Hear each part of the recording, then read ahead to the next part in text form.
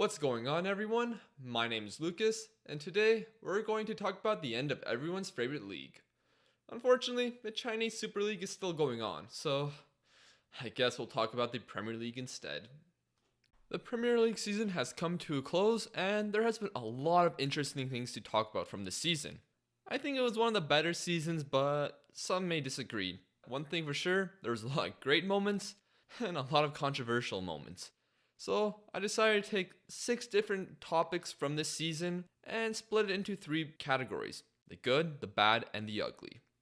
Yes, very original, I know. There are some things that I probably won't mention in this video, which might seem obvious to you. So if you see anything that you thought was good, bad, or ugly from this Premier League season, let me know in the comments and it'd be interesting to read them.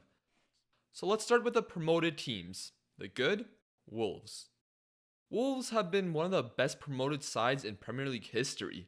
Although they had a lot of investment in the club with bloody Ruben Neves playing for them in the Championship last season, they have bought well, which cannot be said about other teams that were in the Premier League last season or other promoted clubs.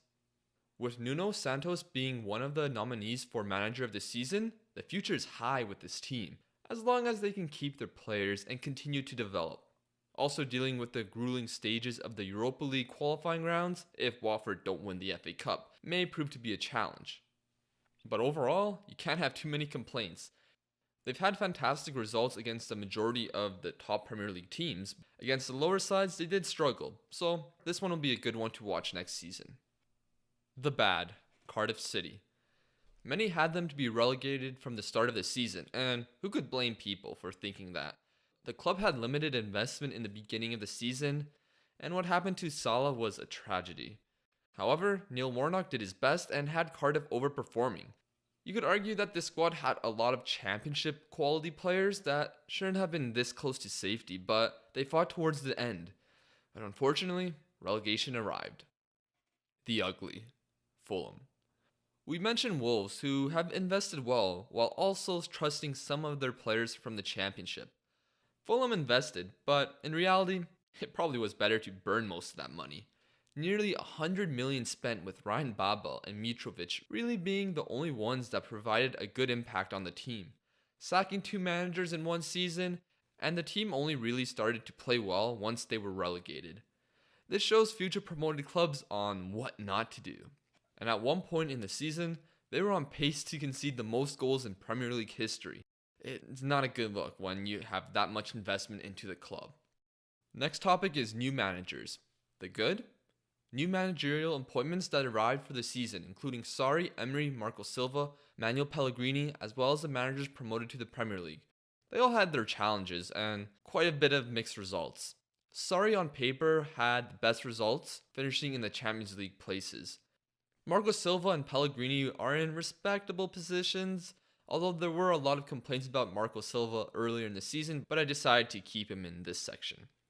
Brendan Rodgers arrived later in the season and has done really well, with lots of excitement heading into next season. But the best one, in my opinion, is Southampton dumping Mark Hughes out and bringing Ralph Hasenhüttl.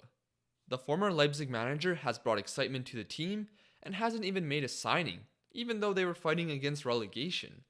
Along with Rodgers and Nuno, they may continue to shock fans in the Premier League. Scott Parker has also done a fine job for Fulham and has just recently been appointed as the head coach for next season. Now, he did do a fine job, but albeit during a time where they have been already relegated. Solskjaer had a fantastic start at Manchester United, but he'll be mentioned in a different category later on. The bad.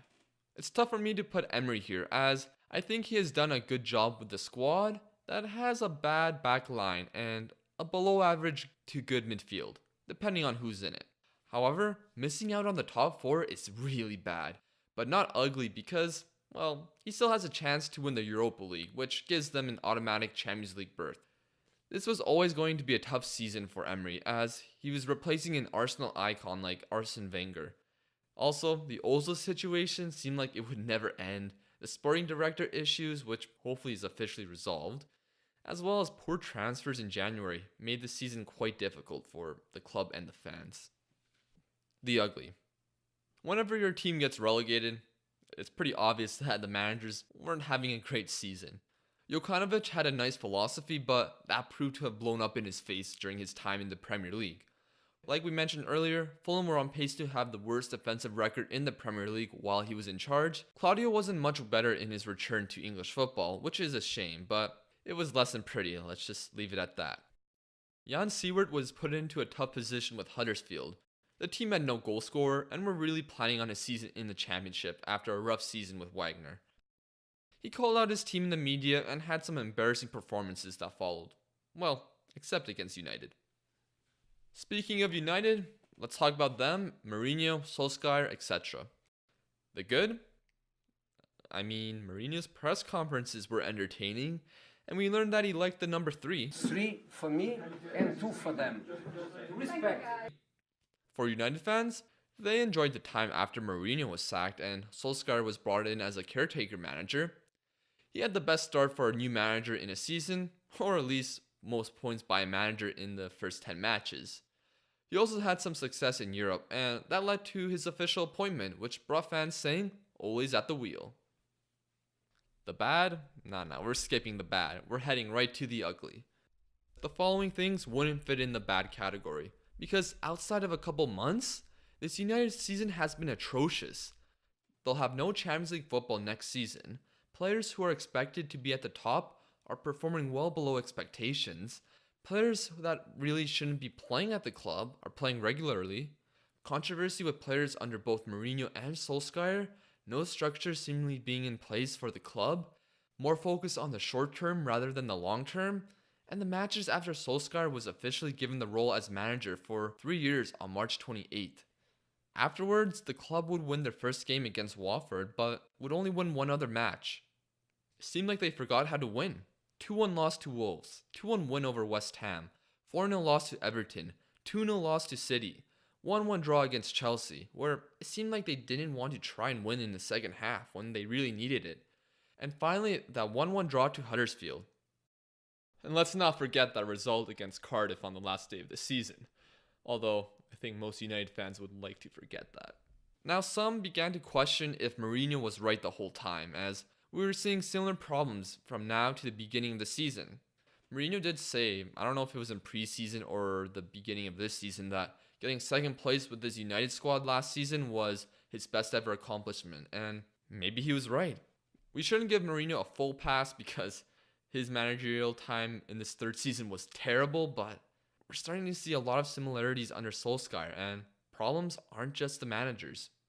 Solskjaer will need to be given time, but if United don't start looking at their biggest rivals and how they operate their football clubs and how much they keep developing and improving, they may be stuck in this position for a long time.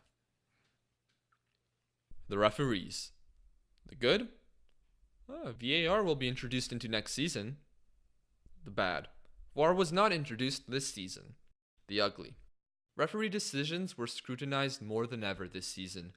Whenever a ref made a mistake, their competency was questioned, and a 3-letter word was mentioned constantly. VAR. There were some embarrassing mistakes involving penalties, offsides, handballs, etc. Teams' potential safety was impacted by it, and the loud voices on the internet kept pointing it out. Not just that one situation, but almost everything. Hopefully with next season, less of this controversy will be here. The top 4 race. The good? The teams that qualified, because Chelsea and Tottenham will be playing Champions League football in the 2019-2020 season. The bad? The teams that didn't qualify, obviously, but Arsenal have a chance. With United, you should get the gist of it. The ugly? The race itself. Let's read out the record of each of these teams in the last 5 matches. This was before the last day of the season, but Chelsea were the best with 8 points, Spurs had 6, United had 5, and Arsenal had 4. A lot of these dropped points were against teams they should have beaten, especially Spurs and Arsenal. With a possibility of getting 15 points from these 5 matches, none of these teams got remotely close to that, and it really began looking like a race to not finish in the top 4. We're making very good progress, don't you think? Oh yes, I do. But our progress seems to be in the wrong direction. That's strange. I'm certain that we are rowing in the right direction. Chelsea's chances were slim 5 matches ago, but I mean, they were the least shite team, so they got in. Spurs seemed like they wanted to enter this race because most of the season, they weren't even close to these 3 other clubs. Heck, some considered them in the title picture at one point. But I mean, who really cares because they're in the Champions League final, and they'll be playing in the competition next season too. Arsenal seemed like they had the easiest schedule, but this is Arsenal after all. They never like making things easy for themselves, or their fans. Manchester United, well, yeah, you should get it by now. The Premier League title race. The good? It's 100% the best thing that could have happened to the Premier League this season. Last year was a bore because the league was done long before the final day of the season. This year, it was decided on the final day. At one point, it looked like City were going to start and cruise to the title, but they had some poor form around Christmas, which ended up giving Liverpool a nice lead. Liverpool had big moments throughout the season, some with incredible skill, and others with incredible luck. The Mahrez penalty miss at Anfield, the Sturridge golazo, the Pickford mistake, the Lloris mistake, that Salah strike against Chelsea, and the multitude of late goals. It began to look like destiny for Liverpool.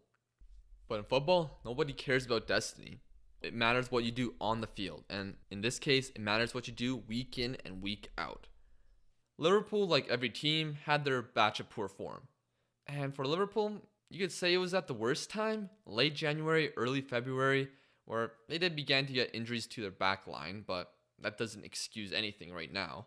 During that time, they did draw 2 games in a row against West Ham and Leicester, while also having draws against United and Everton squished between big wins.